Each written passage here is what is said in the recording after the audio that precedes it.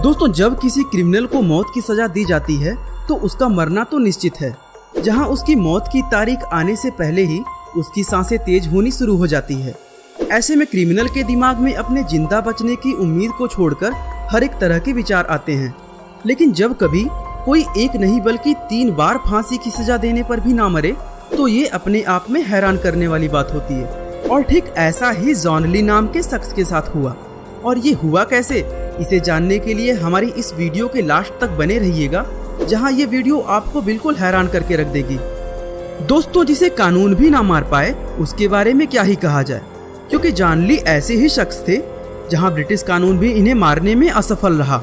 और यह हुआ कैसे, इसे समझने के लिए आपको सबसे पहले यह समझना होगा कि पहले के समय में फांसी की सजा किस तरह से दी जाती थी।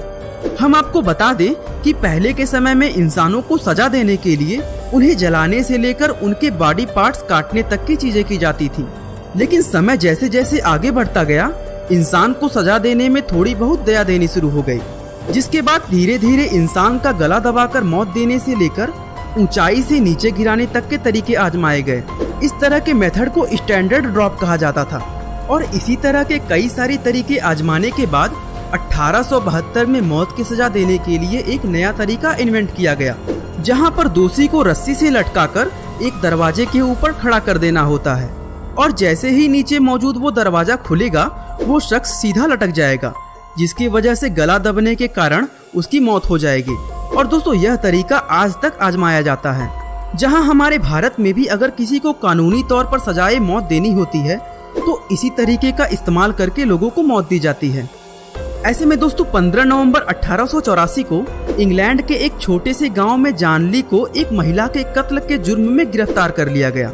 हालांकि जॉन ली शुरू से ही खुद को बेकसूर बता रहे थे, लेकिन इनके पास से कुछ ऐसे सबूत मिले जिससे साबित होता था कि कत्ल उन्होंने ही किया है।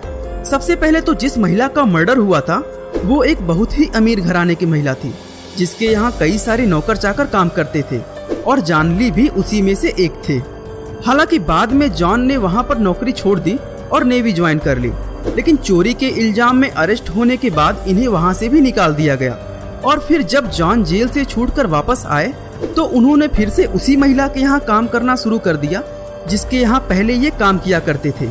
और जॉन ली को अपने यहाँ वापस से काम पर रख लेना ही उस महिला की जिंदगी की सबसे बड़ी गलती थी, क्योंकि एक दिन अचानक उस महिला की मृत्यु हो गई, जिसके बाद मौकाए वारदात पर कोई और नहीं सिर्फ जॉन ली ही पाए गए, जिसकी वजह से इन्हें अरेस्ट भी कर लिया गया। दोस्तों, जब इन्हें पुलिस स्टेशन में इन्वेस्टिगेशन के लिए ले जाया गया तो इनके हाथों में कट मिला, जो इनके मुजरिम होने का साफ सबूत दे रहा था। एक तरफ पुलिस को इन्हें छोड़ बाकी किसी के खिलाफ कोई सबूत नहीं मिल रहा था, वहीं दूसरी तरफ जॉन ली बार बार अपनी बेगुनाही के बारे में बता रहे थे। लेकिन अब जाहिर सी बात है कि इनके अलावा मौकाए वारदात पर कोई नहीं था, और इनके हाथों में लगे कट के निशान भी यही इशारा कर रहे थे कि दाल में कुछ काला है। और ब्रिटिश पुलिस ने अपना ज्यादा दिमाग और समय ना लगाते हुए जॉन ली को ही गुनाहगार समझकर कोर्ट में केस शुरू कर दिया, जहां पर कोर्ट ने भी इन्हें ही मुजरिम माना और जॉन ली को मौत की सजा सुना दी गई। पर दोस्तों, इतना कुछ होने के बाद भी जॉन ली बार बार यही कहते रहे कि मैंने कुछ भी गलत नहीं किया है, और अगर इस दुनिया में कहीं भी भगवान है तो मुझे बचाने जरूर आएंगे, क्योंकि मुझे भगवान पर पूरा भरोसा है और उसे पता है कि मैं बेकसूर हूँ। दोस्तों, 23 फरवरी 1885 यही वो दिन था जब जॉन ली को फांसी की सजा दी जानी थी। दोस्तों, जॉन के दिमाग में तरह तरह की बातें चल रही थी, लेकिन शायद ही उन्होंने कभी यह सोचा होगा कि कानून की ये फांसी भी उनका कुछ नहीं बिगाड़ सकती। दोस्तों, जॉन को फांसी देने से जस्ट पहले हर एक चीज पूरी तरह से चेक की गई थी कि सब कुछ सही से काम कर रहा है या नहीं, और फिर जॉन के गले में रस्सी लटकाकर उनका मुंह पूरी तरह से ढक दिया गया।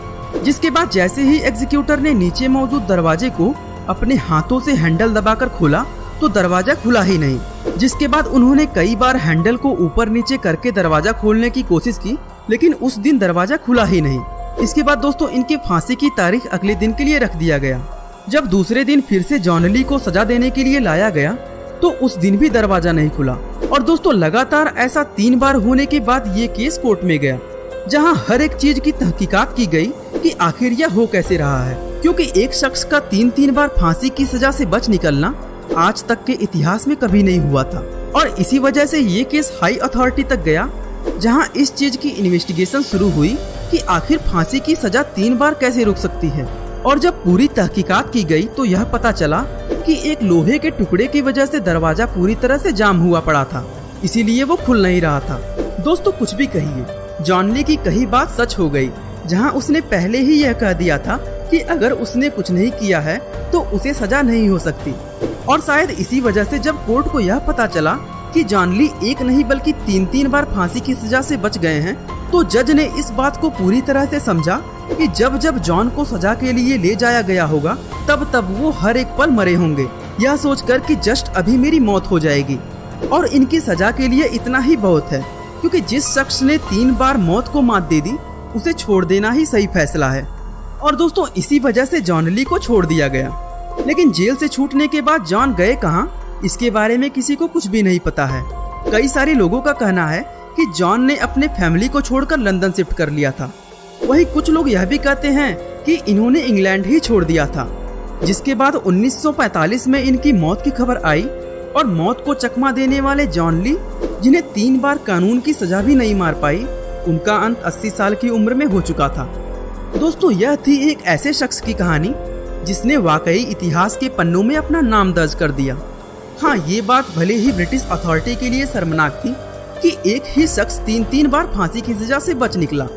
लेकिन दोस्तों अगर देखा जाए तो ये कहानी हमें बताती है कि जब तक आपका मौत लिखा ना हो तब तक आपको कोई मार नहीं सकता, फिर चाहे वो कानून ही क्यों ना हो। दोस्तों आपका इस विषय में क्या राय है, हमें कमेंट करके जरूर बताइएगा। उम्मीद है आपको हमारी आज की यह वीडियो काफी पसंद आई होगी। और दोस्तों ऐसे ही इंटरेस्टिंग वीडियोस को लगातार देखने के लिए हमारे चैनल को लाइक, शेयर और सब्सक्राइब करना ना भूलिएगा। आपका बहुमूल्य समय देने के लिए बहुत बहुत धन्यवाद।